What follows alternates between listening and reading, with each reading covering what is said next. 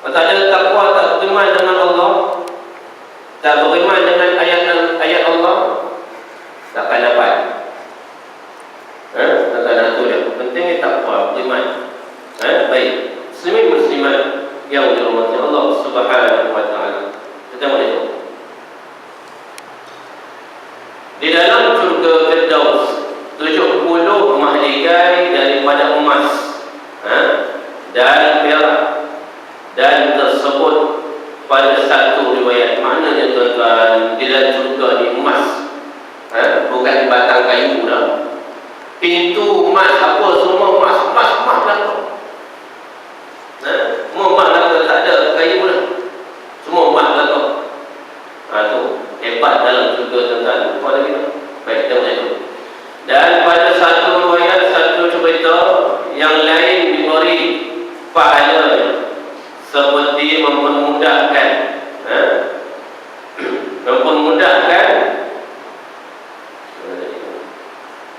pada satu riwayat yang lain diberi pahalanya seperti mempermudahkan syahadat 80. Tentang maknanya bagi orang yang mempermudahkan syahadat yang pada kalimat tauhid dah. Asyhadu an la ilaha illallah, asyhadu anna Muhammadar Rasulullah. Mudahnya maknanya tuan-tuan sebab itu. Yang mana ada satu hadis yang menyatakan an Jabir bin Abdullah radhiyallahu anhu anna Rasulullah sallallahu alaihi wasallam afdalul dzikri la ilaha illallah. Zikir yang terbaik la ilaha illallah. Mudah. Banyak dalam mengucap la ilaha illallah. Nak bagi mudah tuan-tuan. Banyak banyak mana tu? Itu dia. 80 dan Nabi sabda Rasulullah sallallahu alaihi wasallam. Baik. Bermula bahawa sembahyang yang 5 waktu adalah ia seperti sungai yang mengalir di hadapannya pintu rumah. Tuan. Sembahyang yang 5 waktu adalah ia seperti sungai yang mengalir di hadapannya pintu rumah. Jadi orang yang sembahyang Zuhur, Asar, Maghrib, Isya, Subuh, seumpama ayat sungai mengalir di hadapan rumahnya. Ini Nabi sallallahu alaihi wasallam.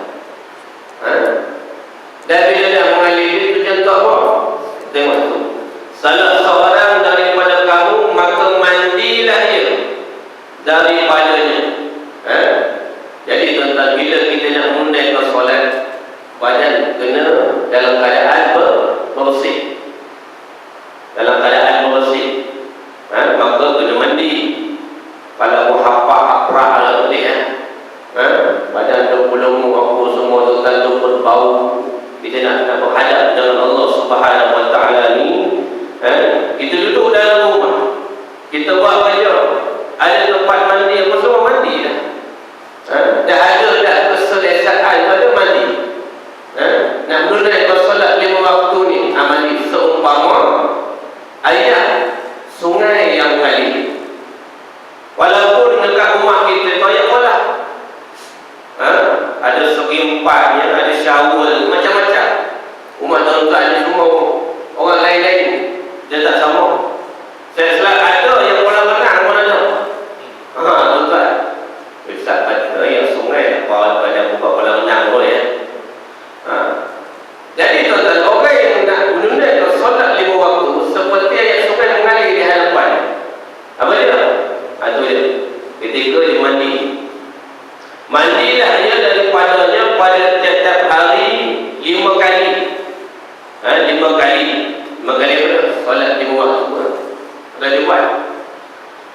Adakah tinggal lagi atasnya lelaki?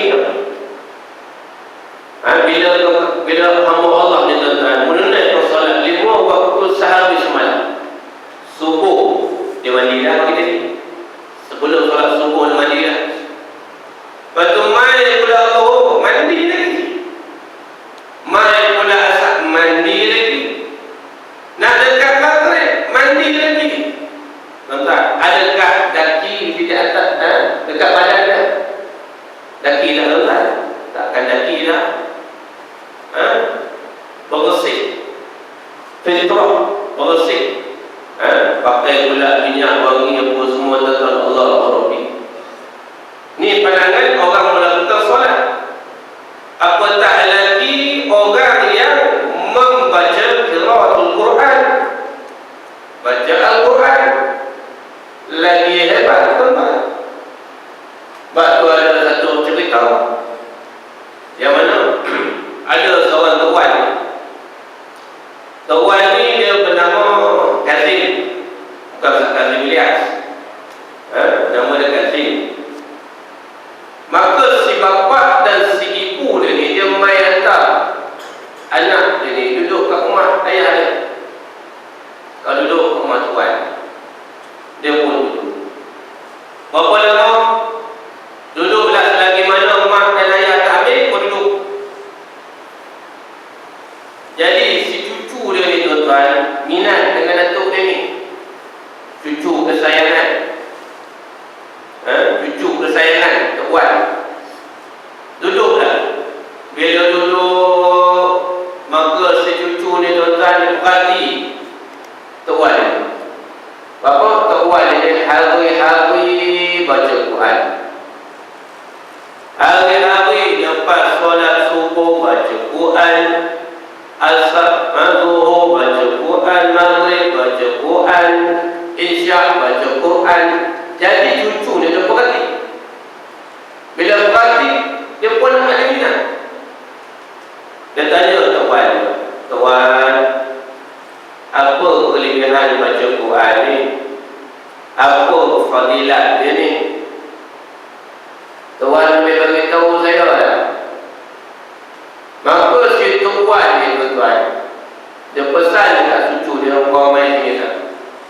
Main ikut tuan, dia ambil lagu-lagu tak? Sebelum tuan nak bagi tahu, ikut dulu seorang tuan. Selagi buat, baru tuan bagi tahu jawapan dia. Boleh buat tak? Anak ke tak mau? Anak ilmu ke tak mau? Anak? Kena dulu. Maka si cucu dia pun ambil raga alat. Pergi kat belakang rumah tu, ayat sungai, ada ayat sungai kan? Cedok ayat sungai tu, bawa main ke rumah. Maka si cucu dia dekat kompor kat tu pergi cedok ayat sungai tu. Sebelum tak sampai di rumah, ayat ada. Biasalah gagal kan, gagal. Bulu-bulu tuan-tuan. Pasal cedok tu pun ayat tu meleleh-melempah. Sampai rumah, mana ayat dah? Tak ada tuan. Melempah dia tu lah. Maka si tuan pun bagi tahu kat cucu dia. Dan dia macam ni. Hang lari tak tadi? Tak lari, hang kena lari. Lari laju sikit. Anak tak ilmu. Anak lah. Tuan bagi tahu lagi ni nak. Buat lari laju sikit. Bawa ayat. Maka si cucu dia tuan patah balik. Dia patah balik. Cedok balik ayat tu. Dia pun lagi. Kali dia kena lari semua. Tuan pada faham. Dan punya ilmu pun tak lagi dapat. Dia ikut semua. Lari. Melempah. Sekali baju dia basah rumah. Sampai sampai ke tuan. Tuan, macam ni tak boleh jadi kau ini. Kenapa pula? Round pertama ayat melempah. Ni main round yang kedua melempah lagi. Memang tak ada harapan macam ni tuan. Bila dapat cedok punya ayat pun sampai ke rumah. Saya menceritakan dekat tuan. Apa kata kita pakai timba? Setengah orang sebut apa? Balti kan? Macam saya orang Negeri Sembilan ni panggil balti. Budak-budak si timba. Jom. Ikut pusat kali timba, ya kan menimba. Pakai batik itu kan, pakai batik insyaAllah memang ayat takkan lepak. Saya putih harapan lah kan. Maka tuan pun bagi tahu kat cucu dia, pasal apa putih harapan? Pasal apa? Ayat lepak tak kena kata macam ni. Mula-mula tadi hang ambil berapa orang tadi dalam keadaan warna apa? Dalam keadaan warna hitam. Lepas tu hang pergi patah balik main 2 kali dah ni. Hang cuba tengok agak-agak dia jadi kalau apa? Jadi kalau terperanjat cucu dia, terperanjat buat apa? Jadi kalau putih, hilang kali hitam, hilang kali hitam tuan-tuan. Jadi putih tu kan, hitam warna orang tadi tu hilang. Maka jawapannya, orang yang rajin membaca Al-Quran, hati dia akan bersih seperti mana bageran. Tuan-tuan, orang yang membaca rajin baca Quran apa semua tuan-tuan, tak kira lah yang dinamakan zikir la ilaha illallah ke selawat ke main duduk dalam pengajian ilmu ke apa semua tuan-tuan, dia nak mendidik hati dia tu. Akhlak dia tu, kalau kamu pilih diri dia, maka dia akan bersih seperti mana bageran. Maka begitu juga kita. Kalau kita ada hari tu main-main hati kita, dalaman kita akan bersih. Oh macam tu tuan, tak apa lepas ni saya nak belajar, saya nak mengaji. Dia kata, nampak dengan di situ. Baik, muslimin muslimat yang dirahmati Allah Subhanahu wa taala. Kita tengok ni.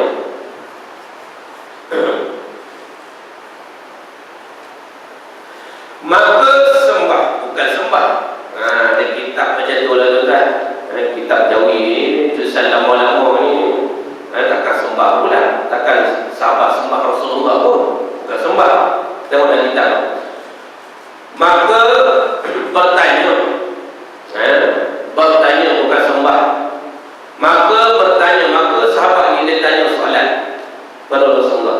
Maka bertanya, tanya dalam kitab. Tanya, topik bagi dia, mana tahu ke depan nak mengajar anak-anak. Mak bapak mengajar, maka sembah sekalian sahabat. Sembah. Ya, sahabat sembah apa? Kau diamlah, bapak nak mengajar. Banyak soal pula, lekek kepala orang lagi.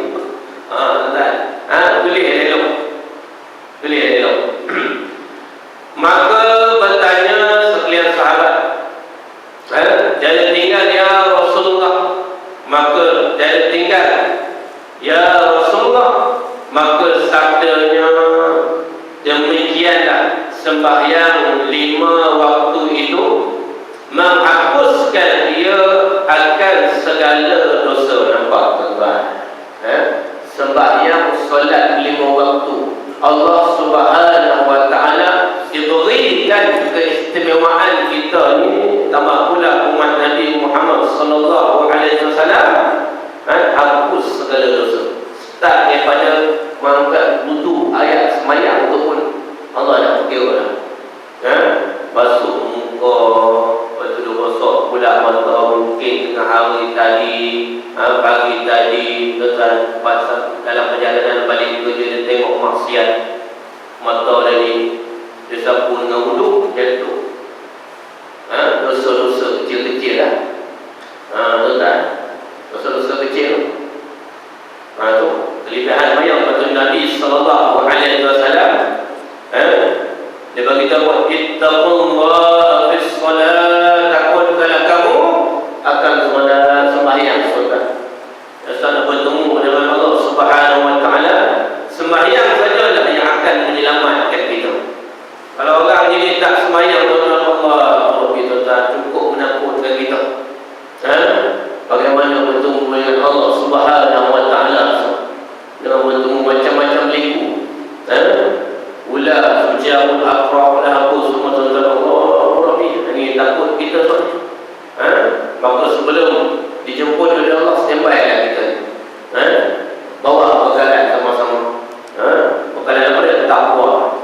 Dengan sembahyang dia, apa sedekah dia, tentulah saham kita lain tak ada bukan yang menolong. Tuan-tuan. Betul lah. Abu Darda beritahu apa dia? Abu Darda radhiyallahu anhu, qul aliman, jadilah kamu orang yang alim. Alim dia pada ulama. Tapi apa ni tuan-tuan, cukup menjadikan kita dalam tahun ni. Dalam tahun ni banyak Allah Subhanahu wa taala ambil nyawa ulama. Bimautil ulama, dimatikan akan ulama-ulama. Allah Akbar. Ini seorang pergi, seorang meneliti tuan-tuan ni, Allah tarik ilmu dia tu apa? Allah tarik ilmu dia macam mana? Dimatikan ulama, cabutkan nyawa ulama. Tuan-tuan, orang jenis mengaku semua tuan-tuan, dia bagikan panjang umur. Ulama Allah biarkan. Muda lagi ulama meninggal. Tuan-tuan, jadi bila kita tengok dalam keadaan situasi macam ni, kita kena jaga-jaga ni, menunjukkan tanda-tanda hampirnya kiamat. Batu Nabi SAW bercakap hari kiamat yang boleh yaumul akhirah, yaumul qiyamah. Dari satu Nabi beritahu apa? Yaumul jazaa. Sahabat Nabi yang bernama Uthman bin Affan radhiyallahu anhu duduk dalam majlis. Dia tuan-tuan, Uthman bin Affan, siapa dia? Menantu Rasulullah sallallahu alaihi wasallam. Dia kahwin dengan puteri Rasulullah juga. Bila Rasulullah cakap tentang peristiwa yaumul jazaa, Uthman bin Affan tuan-tuan menangis berlinangan air mata dia. Allah. Sedangkan sahabat-sahabat Nabi ni dah dijaminkan syurga dah. Dah dijaminkan syurga. Kita tuan-tuan dijamin syurga ni. Tuan-tuan, dijaminkan syurga ni. Sahabat-sahabat Nabi dah confirm dijaminkan syurga apa semua, masih lagi takut kepada Allah Subhanahu wa taala. Masih lagi berbolon menuntut ilmu, duduk dalam majlis ilmu, peringatan, tazkirah, mau'izah yang diberikan oleh Rasulullah sallallahu alaihi wasallam. Nampak? Dah dapat tiket dah, orang kata. Ulama-ulama tu dah dapat tiket dah. Kita tiket apa pun tak ada. Tiket atas dunia ni macam-macam tiket. Tuan-tuan, tiket apa dah? Tiket bola, tiket bas, tiket apa lagi? Macam-macam tiket ada. Tapi tiket syurga ada. Allah tuan-tuan, ini tepuk dada dan iman masing-masing lah. Persediaan kita macam mana nak bertemu dengan Allah Subhanahu wa taala. Itu Abu Darda kata. Dan yang kedua, dia kata apa? Au muta'alliman, yakni menuntut ilmu. Nak menuntut ilmu boleh menjadi pergi mana? Pergilah duduk pondok. Ni macam kita duduk belajar tuan-tuan ni, saya mengajar tentang kitab ni. Kita temu pun sebulan sekali. Nak khatam pun belum tentu lagi ni, bila umur tahun tak tahu lagi ni. Kalau tuan-tuan pergi mengajar pondok, dia dalam kuliah Zuhur, kuliah Maghrib, kuliah Asar, dia cepat khatam ni. Ni macam kita, dia tak tahu lah Ustaz. Bila nak khatam pun tak tahu pula.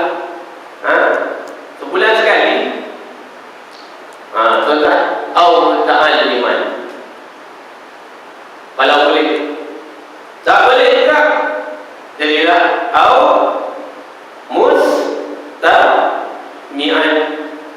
Au mustami'an. Tuh, jadi orang mendengar.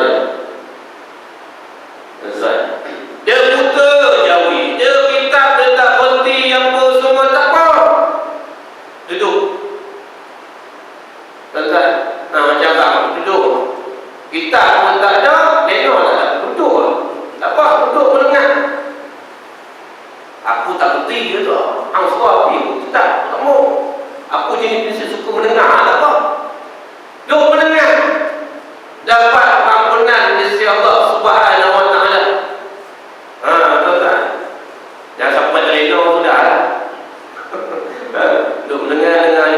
lena lah.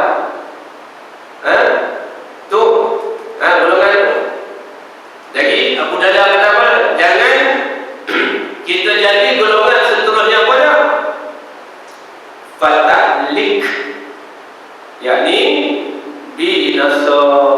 Fatahlik binasa tuan-tuan. Duduk mendengar pun tak ada, majlis ilmu, duduk dalam majlis ilmu pun tak ada, langsung tak ada. Kawan ajak duduk nak pergi dalam majlis ilmu ni, makin ada orang kuliah. Ustaz, panggil ustaz macam-macam ustaz ni, penuh sebulan majlis. Alah kau pergilah dulu. Dia tuan-tuan, walaupun kereta hebat, pakai apa sekali kereta hebat, rumah besar, pangkat, dalam tempat kerja dia pangkat hebat. Sebut nama, glamour sebut untuk fatahlik dalam keadaan binasa. Jangan sampai di kita ni tuan-tuan masuk golongan tersebut. Jangan sampai di kita ni masuk golongan tersebut fatahlik binasa. Bila binasa tuan-tuan, Allah tu jahil, tak mau nak belajar. Ni pun dah timbul fahaman macam-macam ni. Fahaman apa dia? Kau pergi rumah tahlil arwah, Abil Abdul Zikri Falak Annahu La Ilaha Illallah. Selesai saja tuan-tuan. Dia pun jamu makan lauk sedap, alhamdulillah lah. Lepas tu dia pun hidang satu lauk, dia ukur dalam dalam apa yang lagi ni yang mana? Dalam kemudian dalam orang kami semua dah letak atas darah. Dia pun tanya dia, saya tanya, lauk tu pasal apa tak bawa? Boleh bawa. Pasal apa bawa kat atas? Ada adik-adik yang main lah, sepuku sepepat apa mana main lah. Tak ada, mana ada. Habis tu, nak bawa orang lain pun nak tambah lu ni, lu nak habis tu. Bukan apa, saat lagi hari ini Khamis malam Jumaat, kawan saya kata arwah akan balik. Nampak tuan-tuan, fahaman macam-macam fahaman. Khamis malam Jumaat, arwah akan lagi balik. Kau belajar mana ni? Fatwa mana kau ambil? Tak ada. Kawan saya beritahu, tu dia. Sikit-sikit kawan, sikit-sikit kawan. Nampak tuan-tuan? Macam-macam. Ada ustaz pergi rumah, pergi bubur. Dia pun dibawa ajak siap ni. Ustaz tanya, ayat dalam apa? Nak jumpa ke apa saya ni? Saya ada macam talqin.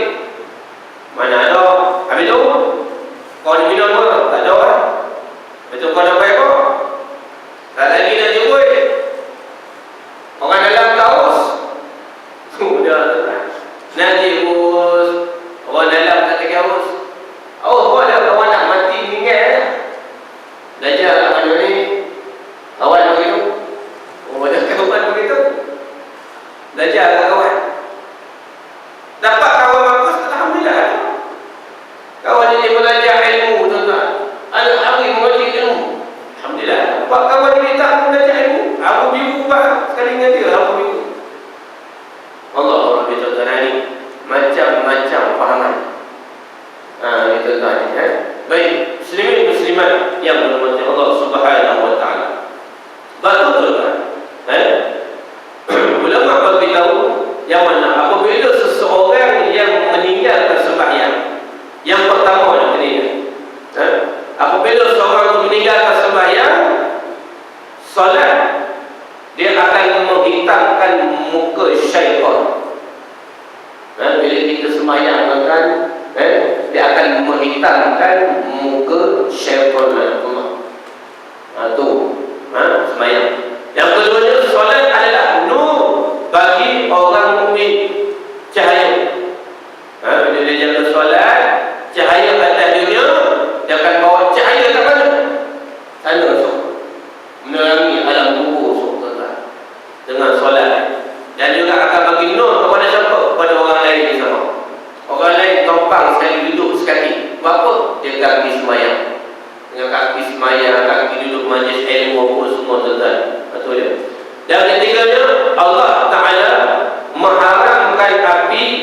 neraka daripada menyentuh anggota sujud. Yang ketiganya, Allah Ta'ala mengharamkan api neraka daripada menyentuh anggota sujud. Bapa hamba ni dia sembahyang, menunaikan solat perintah Allah Subhanahu wa Ta'ala. Dan yang keempatnya, solat adalah anak kunci syurga. Nak masuk syurga, nak mendapat nikmat syurga, sembahyang kena buat, jangan tinggalkan. Tu yang keempat. Dan yang kelimanya, solat di subuh awal waktu.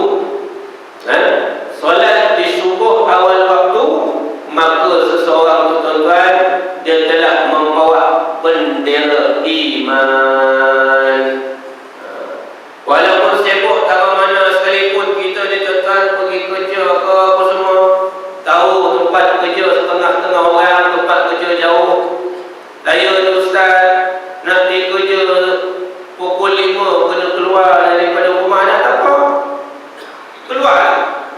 Nak pulang pukul 4 ke, nak pulang pukul 5 ke, keluar. Bila time sembahyang masuk, berhenti sembahyang.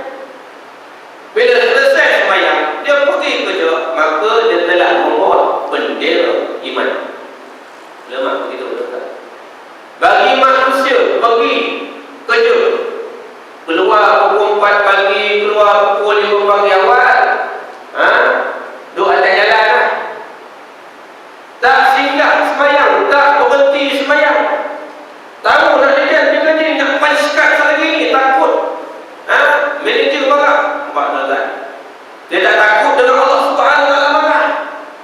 Orang hari ni takut dengan paskat. Paskat merah, 50 dia nak. Teruk nama aku. Ya, teruk depan mata manusia. Jangan kita ni teruk depan Allah Subhanahu wa Ta'ala. Kita nak yang nak lewat macam mana? Kalau boleh elok ibu, alhamdulillah. Paskat itu tuan-tuan, elok hitam, sekali-sekali merah, apa salahnya? Takkan pun dia marah. Tuan-tuan, singgah sembahyang, dia berhenti R&R apa semua, penuh orang dia macam mana? Kena ingat ulama itu, bagi orang yang kerja dia tak sembahyang tuan-tuan, maka dia telah membawa bendera syaitan. Walaupun setembal relax pakai topik lidah muda, bendera syaitan terpecah tuan-tuan. Dia telah membawa bendera syaitan. Jadi kita ni tuan-tuan pesan, balighu walau ani ayat, sampaikan walaupun satu patah perkataan sekalipun. Terutamanya kawan kita, jiran-jiran kita, kita selamatkan mereka. Selamatkan mereka tuan-tuan. Kita duduk mengaji apa semua ni, kawan kita tak tahu ada dia main, kita tak main tuan-tuan, sama sebagai peringatan, bagi lepas atas dunia.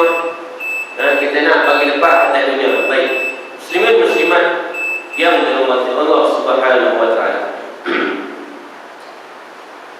Dan lagi sabda Rasulullah sallallahu alaihi wasallam, barang siapa memelihara, barang siapa meliharakan wuduknya dan segala waktunya, waktu solat tuan-tuan, rukuknya. Jadi barang siapa yang menjaga tentang wuduk ni pun nak kena jaga tuan-tuan. Ambil wuduk dalam keadaan sempurna, jangan duk ambil wuduk ala balai.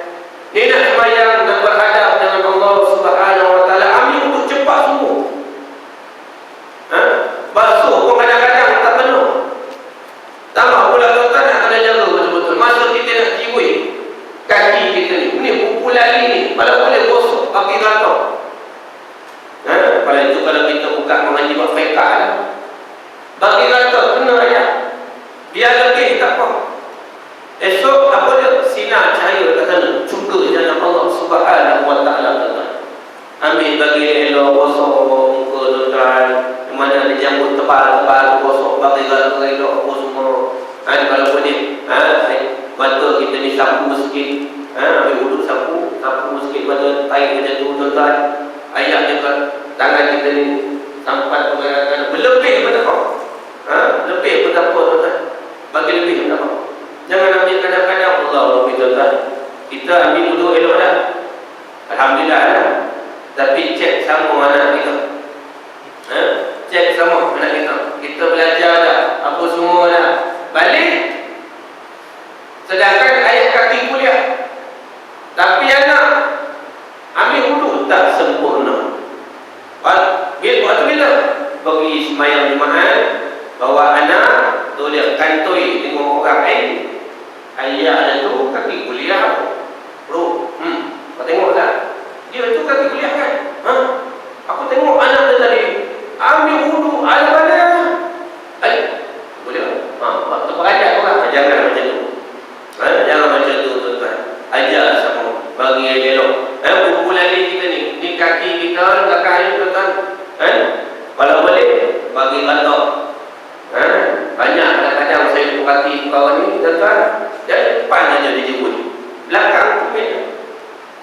Dia tak bagi kantor, ayat tak kena. Jangan. Jangan tuan-tuan, bahaya. Bagi sempurna, bagi elok. Baik. Muslimin muslimat yang dirahmati Allah Subhanahu wa taala. Dan segala waktunya, waktu solat sembahyang dan rukuknya dan sujudnya. Allah bila sebut tentang sujud ni tuan-tuan, mungkin pun kita dah terompak pun kita ada hamba Allah daripada belah Kelantan, mungkin benda ni masuk tak, cerita dalam TV ke apa masuk tak? Hamba Allah selesai saja solat, meninggal dalam masjid tu, masuk tak? Dan tak masuk tuan-tuan. Patutnya benda ni kita bagi masuk dah, bagi kesedaran umat Islam. Kita ambil iktibar sama akhir solat, meninggal Allah Rabbi tuan-tuan. Mati cukup elok, cukup bagus semua. Sebelum ni bulan puasa, kau belah mana selama sujud, mati dan meninggal dalam keadaan sujud Allah. Bila kita tengok orang meninggal, dia pergi dalam, aku mati aku ni macam mana? Dia pergi dah, mati aku seorang macam mana ni, ya Allah, aku. Kalau boleh, sama-sama lah kita muhasabah. Tentang bila kita tak sampai lagi, bila tak tahu lagi, standby dah. Baik. Dan sujudnya serta mengetahui bahawasanya yang tersebut itu wajib atasnya, maka adalah ia diharamkan ia Allah Ta'ala jasanya, tubuh badan masuk ke dalam api neraka. Betul. Apabila seseorang boleh sembahyang sebelum nak menunaikan solat 5 waktu sehari semalam, dia start daripada awal dah, ambil wuduk cara tertib bagi elok. Itu masuk pula dalam masjid ataupun dalam rumah solat zuhur, start daripada takbir Allahu Akbar, elok tuan-tuan, elok rukuk, elok apa semua, tamak minahnya dalam keadaan elok. Habis saja bagi salam, lepas tu doa apa semua, maka jasadnya, tubuh badannya akan diharam oleh Allah Subhanahu wa taala daripada jilat api neraka Allah Subhanahu wa taala. Tuan-tuan, semayang Muhammad minat kena jaga sama, berhenti seketika, berhenti sekejap, jangan sambil Allah yang nak tak berlupuk, sekurang-kurangnya kita kena berhenti. Tuan-tuan, Nabi SAW bila dia nampak orang ini berbangun daripada rukuk, tak ada tomak minah apa semua, tuan-tuan, terus sujud tu. Nabi suruh apa? Semayang lain. Semayang lain, buat lain. Tuan-tuan, jangan jumpa balut sangat. Buat semayang, jangan jumpa balut. Jaga semua, bagi elok.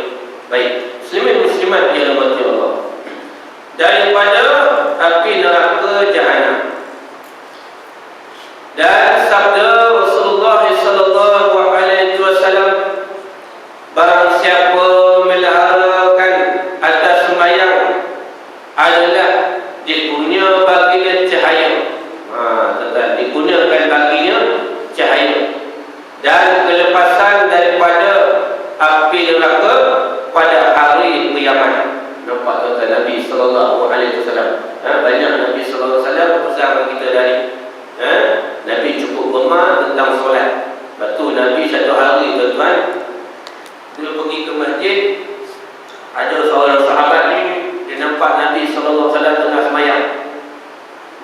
pergi duduk belakang Nabi. Ini nak bagi tahu tentang Nabi, minat tentang solat ni tuan-tuan. Duduk belakang Nabi, Nabi takbir saja, baca Al-Fatihah, dia start surah Al-Baqarah. Nabi juga. Kita ayat apa? Ayat tu, Qul huwallahu ahad, Allahus samad, lam yalid wa lam yulad wa lam yakul lahu kufuwan ahad. Zuhur betul, asar betul, maghrib betul, isyak betul.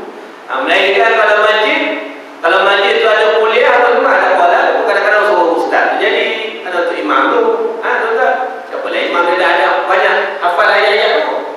Buat ni orang biasa macam kita, kena ayat tu. Balik rumah, contoh berjemaah dengan isteri. Sampai isteri pun tahu dalam kepala otak. Ini dalam ayat ni kata, Inna a'tainakal kautsar. Ayat ni kata penjemuih dia. Sampai bini pun tahu lah. Ayat dia, bapak ekor tak lain dan tak bukan, mesti ayat dia. Dia hafiz ayat Al-Kautsar. Dia nak sampai 30 juzuk memang tak ada orang. Takkan ayat ni lah dia tahu. Ada apa lah. Tapi Nabi SAW start daripada rakaat yang pertama, Suratul Baqarah.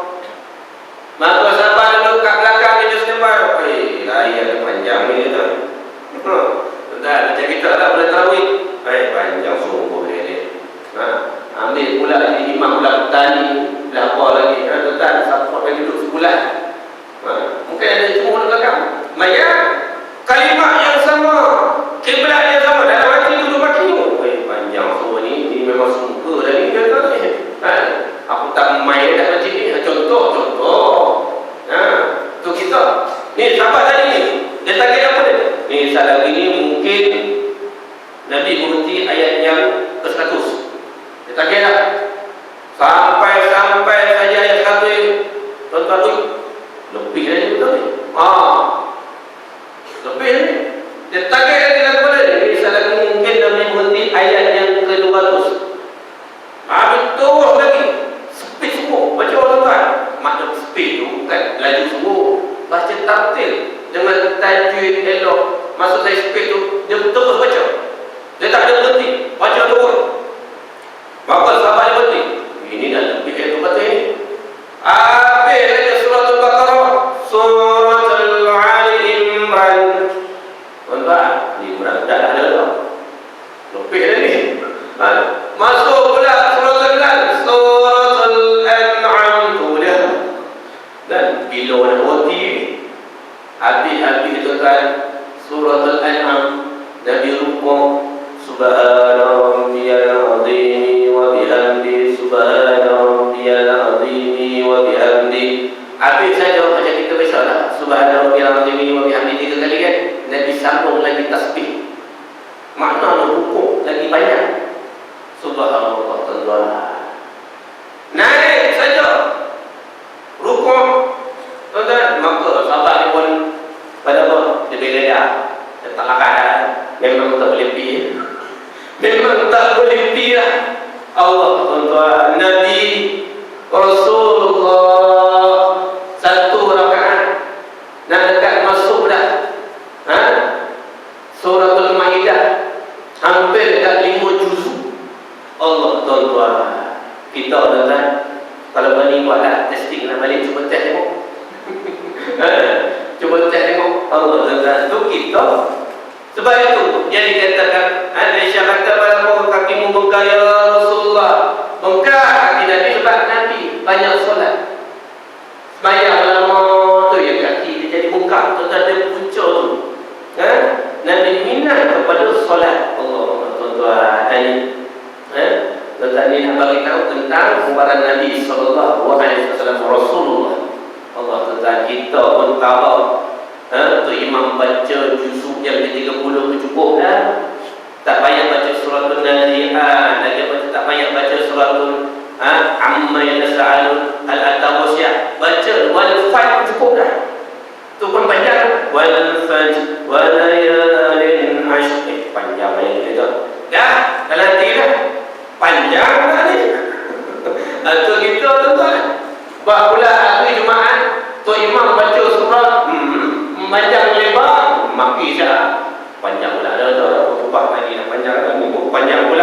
dia punya diri lah. Itu kita.